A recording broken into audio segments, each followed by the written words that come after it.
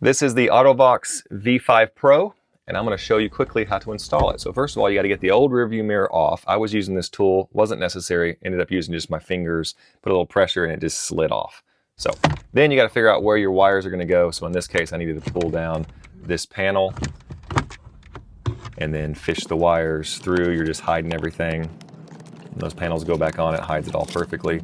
Then we had to take this fuse box entry door off and we just slid the wires through there, and then there's the fuse box.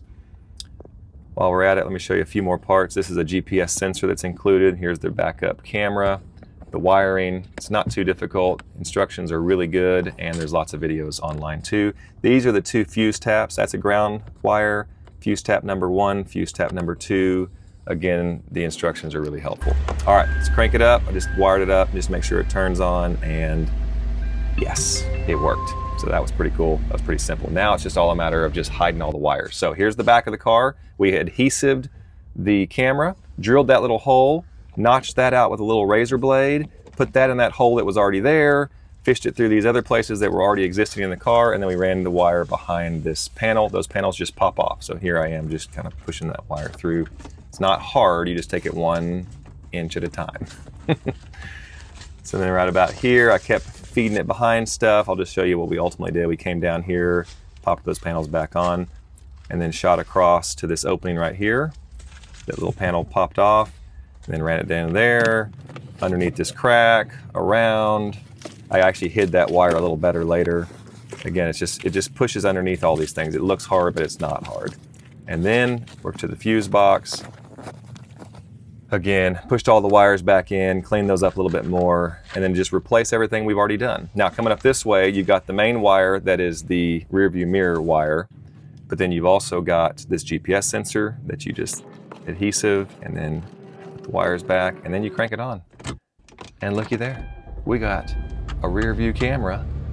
We got driving capabilities that we didn't have before. This is a pretty old car, didn't have any of this stuff, and now it does. Really like it.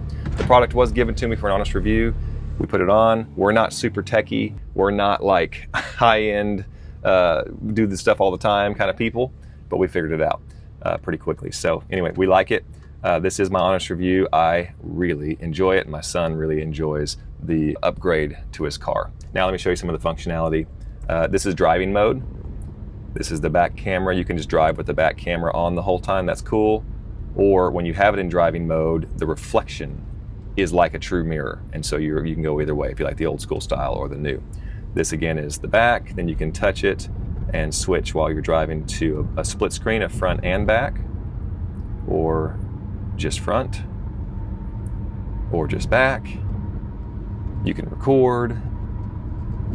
Tons of features in there. You can switch things around, not just kilometers and miles or brightness and settings like that, but just lots of things just to look through. Pretty cool.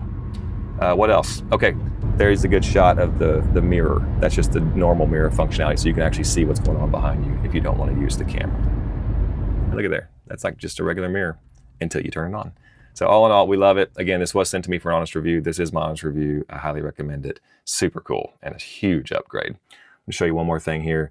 I was just going back and forth in the daylight, and you can record things, and that right there told me to stop recording, so I stopped recording, and then it's all stored in there. If you have an SD card, it'll store your rear view and your front view. So this is some front view shots, and then here, I'll switch over here again to the rear view shots. Just all in all, it's so cool. I mean, this is so much more than our car could do previously. Big thumbs up. I'm gonna let this footage run just a little bit longer so you can continue to see some of the functionality. Hope that helps.